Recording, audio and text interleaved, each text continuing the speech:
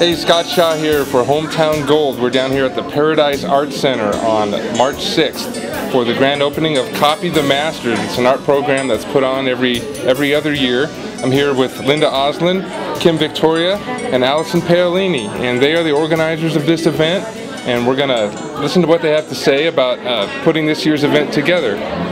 Linda, you have put this on for how long now? Yes, we started, the first show was in 2004, and Allison came to Kim and me and pitched a concept, so we went with it, and we decided to make it a biennial every other year, and it's a win-win for our artists and the visitors. This is about self-experience, self-empowerment, and expanding one's education.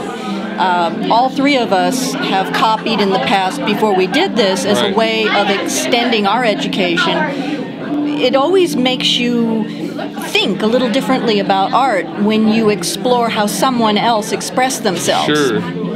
And I imagine events like this help increase your membership. Can you tell me about the members at the Art Center here? Well, I think it has. I'm sure that we have intrigued some people to bring in their pieces. Some people kind of say, oh, I did some in college, can I bring those? And we say, sure, we just want to have what you have done. Right. But it's grown over all three. This is our fourth biennial, and it's exciting. It's just very exciting. It is exciting. This is the opening day. How long will this installation be going on? It'll go through March 28th. And what are the hours? Generally, daily from 10 to 4 during class times, and then on the weekends. Most of the work is for sale, so if you'd like to own an old master, there you go. But it's basically for education, right? And for both the visitor and the artist. Okay.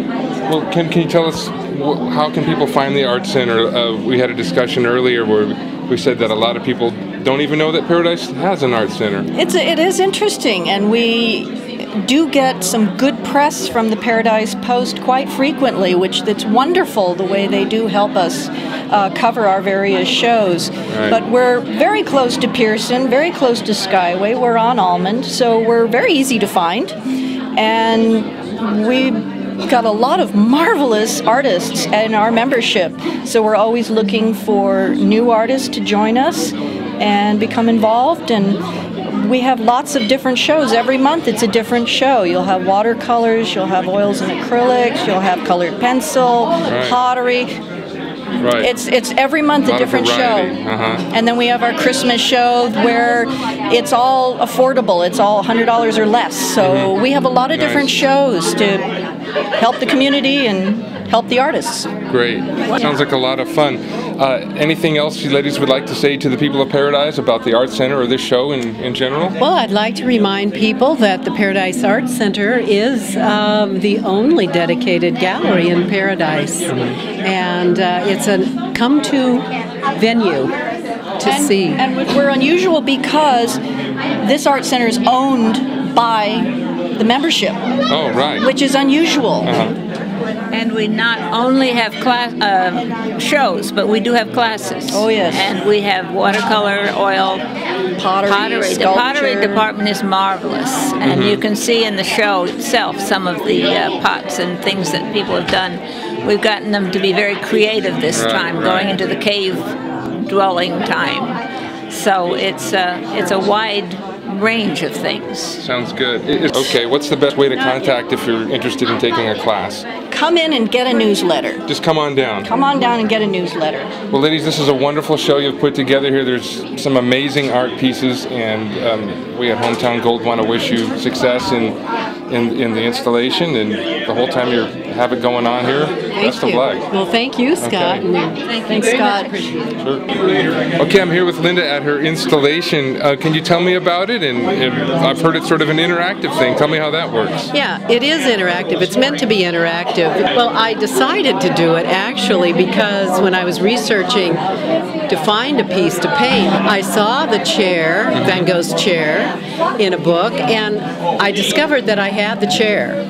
Ah. Only I knew then that I could present it in a three-dimensional way and make it appear like the painting. Right. So I painted the chair. Yep. I painted the background. How much fun was that to discover how Van Gogh painted? Also, it's thinking outside the frame. Yeah. It also was interesting to find out that if you are an artist and you're painting from life, you learn to set up a composition using a framing technique. Yeah. Look through a frame and it captures. Well, show us how that works, Linda. You stand here and you hold the frame up. I stand here. I look at the original.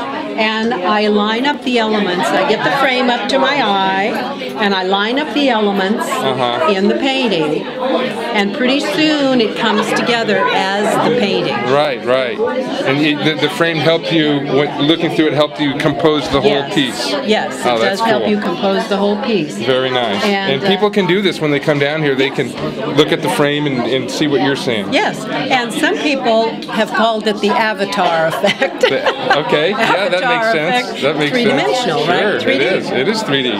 And it's a bit of capturing the mind, changing your mind. So if you want to see a classic work in 3D, come on down to the Paradise Art Center.